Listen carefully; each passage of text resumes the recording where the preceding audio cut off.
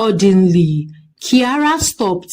Her heart began to beat fast. She felt a familiar heaviness in her chest, the same feeling she had whenever something important was about to happen. Ahead of them was a woman walking alone. The woman was well dressed, but her shoulders were slumped. Her face carried deep sorrow, the kind that could not be hidden by fine clothes. Kiara stared at her intensely. "Mommy," Kiara whispered, tugging her mother's hands.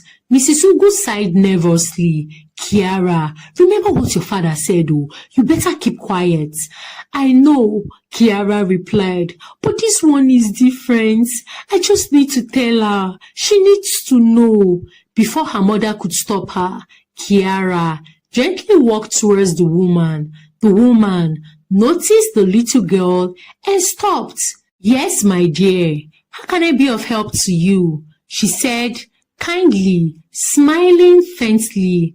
Kiara looked straight into her eyes and spoke softly, yet boldly. "You are Barren," Kiara said. The woman's face changed instantly. Her eyes widened in shock. "Who told you that?" she asked sharply. Kiara shook her head. "No one. I just know."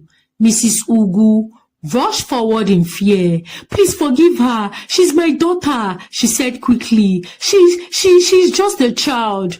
But the woman raised her hand, stopping Kiara's mother from interrupting the little girl. "Let her speak," she said slowly. Kiara continued, her voice calm. "You cry at night. You smile in the day, but your heart is heavy. God has seen your tears, and He is ready to bless you." Tears filled the woman's eyes. No one knew her in that area. She was only staying in a hotel nearby for business. Not even her staff knew her pain. Kiara took a deep breath. "In 9 months," she said, "you will have 4 children. The woman gasped. "How is that even possible? I am not even pregnant. Tell me, how am I going to have 4 children? Kiara nodded. "You would see it happen. When you get home today," Kiara added, "dance and praise God for 1 hour. Do not complain. Do not complain, I repeat. Just thank Him. Thank Him." Silence hung in the air. Later, she discovered she was pregnant.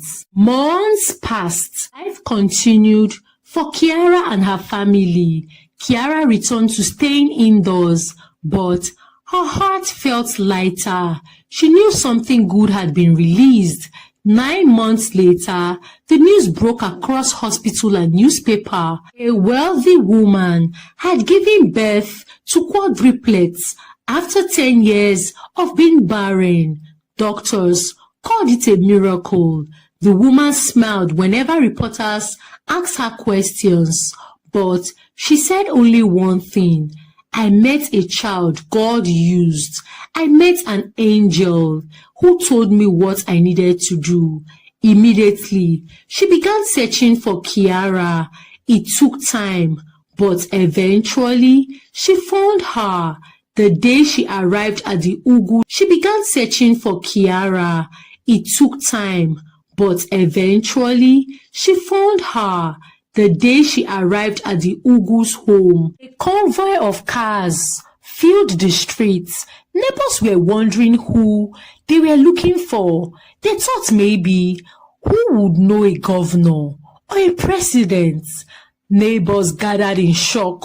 The woman stepped out, holding her babies. She walked straight to Kiara and knelt before her. "Thank you," she said, tears streaming down her face.